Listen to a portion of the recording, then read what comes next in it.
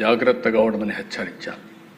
ఈరోజు ఈ హౌస్లో కూడా ఎమ్మెల్యేస్కి అందరికీ చెప్తున్నాను, మీ నియోజకవర్గాల్లో లా అండ్ ఆర్డర్ కంట్రోల్ చేయడం మీ బాధ్యత. లా అండ్ ఆర్డర్ని మనం కానీ విస్మరిస్తే ప్రజల్లో అశాంతి వస్తే కరెక్ట్ కాదు.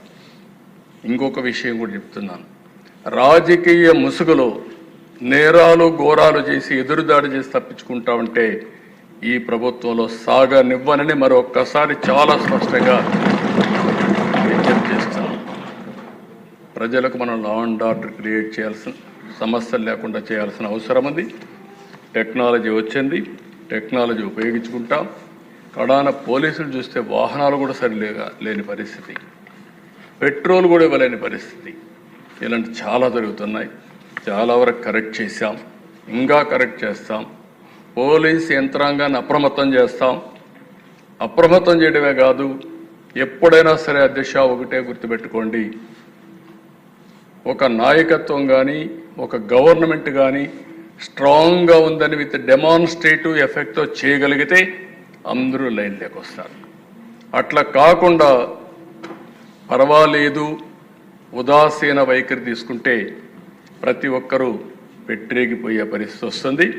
అది ఈ ప్రభుత్వంలో సాగనివ్వమని చెప్పి మరొకసారి తెలియజేసుకుంటూ ప్రతి ఒక్కరికి విజ్ఞప్తి చేస్తున్నా.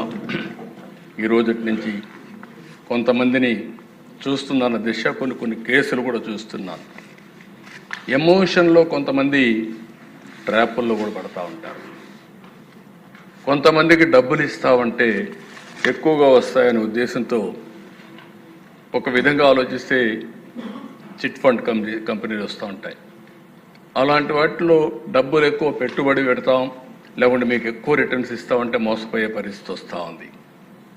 కొంతమంది అమ్మాయిల పట్ల కొంతమంది చాలా దారుణంగా ప్రవర్తిస్తూ ప్రేమ అనే మాట ఒలకబోస్తూ ట్రాప్లో పెట్టి ఈ యొక్క అబ్యూజ్ చేసే పరిస్థితి కూడా వస్తున్నారు. నేను ఈ విషయాలని ఎందుకు చెప్తున్నానంటే ఈ సభ ద్వారా ప్రజల్లో చైతన్యం తీసుకురావాల్సిన బాధ్యత మన మీద ఉంది. అదే సమయంలో ఎవరైనా తప్పు చేస్తే మాత్రం వదిలిపెట్టం, తాట తీస్తామని చెప్పి మరొకసారి ఎందుకంటే గట్టిగా కూడా చెప్పాల్సిన అవసరం ఉంది. నేను ఇదే మాదిరిగా ముఖ్యమంత్రిగా ఉంటే అధ్యక్ష 14-15 సంవత్సరంలో ఇక్కడే మనం గురుజాల కాన్స్టిట్యున్సీ అనుకుంటాను, పిడుగురాళ్ళ దాచేపల్ల ఏరియాలో ఒక ముస్లిం గర్ల్, చిన్న అమ్మాయి, ఆ అమ్మాయి పైన అత్యాచారం చేశారు. దగ్గర 18 టాస్క్ ఫోర్స్లు వేశారు. ఏ డైరెక్షన్లో ఉన్నా సరే భూమి మీద ఎక్కడున్నా పట్టకొచ్చే బాధ్యత మీదని పోలీసులకు చెప్పా. సర్చ మొదలుపెట్టా. 4వ రోజుకి అతనే ఆత్మహత్య చేసుకొని చనిపోయాడంటే అక్కడ కనుక్కున్నాను, దాంతో కూడా వదిలిపెట్టలేదు. మళ్ళీ విజయవాడలో పెద్ద ర్యాలీ పెట్టి భవిష్యత్తులో ఎవరైనా సరే నా ఆడబిడ్డల జోలుకు వస్తే ఇదే గతి అవుతుందని చెప్పి హెచ్చరించాను. అంత మొత్తం లా అండ్ ఆర్డర్ అంతా కూడా కంట్రోల్ అయ్యే పరిస్థితి వచ్చింది. ఇప్పుడు కూడా చెప్తున్నా, ఈ సభ ద్వారా హెచ్చరిస్తున్నా, రేపటి నుంచి ఈ ప్రభుత్వాన్ని ఛాలెంజ్ చేయాలంటే చేయండి. ఆ తర్వాత ఎలాంటి పనిష్మెంట్ ఉంటుందో మీరే చూస్తారని కూడా హెచ్చరిస్తూ లా అండ్ ఆర్డర్ కాపాడే బాధ్యత మాది. ప్రభుత్వ యంత్రాంగాన్ని కూడా సమర్థవంతంగా నడిపిస్తాం. ఎక్కడా రాజీ లేదు, రాగద్వేషాలు లేవు, లేకుంటే విశిక్షత లేదు. ఎవరైతే మీరందరూ లా అండ్ ఆర్డర్ మెయింటైన్ చేస్తారో డీజీపీ దగ్గర నుంచి లాస్ట్ మైల్లో ఉండే కానిస్టేబుల్ వరకు మీరు లా అండ్ ఆర్డర్ మెయింటైన్ చేయండి. మీకు అండగా ఈ గవర్నమెంట్ ఉంటుందని మరొక్కసారి తెలియజేసుకుంటూ ప్రజలు పూర్తిగా సహకరించమని మరొక్కసారి కోరుకుంటూ, ఇంకొకసారి నాకు ఎక్కడన్నా దొరికితే మాత్రం గంజాయి దొరికితే అడికి అయిపోతారు, మీరు గుర్తుపెట్టుకోండి. అదే మాదిరిగా ఎక్కడ డ్రగ్స్ దొరికినా లేదు.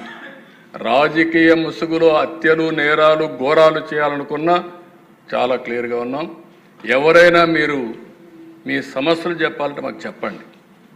సమస్యలు చెప్పకుండా మీ ఇష్ట ప్రకారం వచ్చి రౌడీజం చేస్తాం, ఇష్టానుసారంగా ప్రవర్తిస్తాం కూడా కరెక్ట్ కాదు.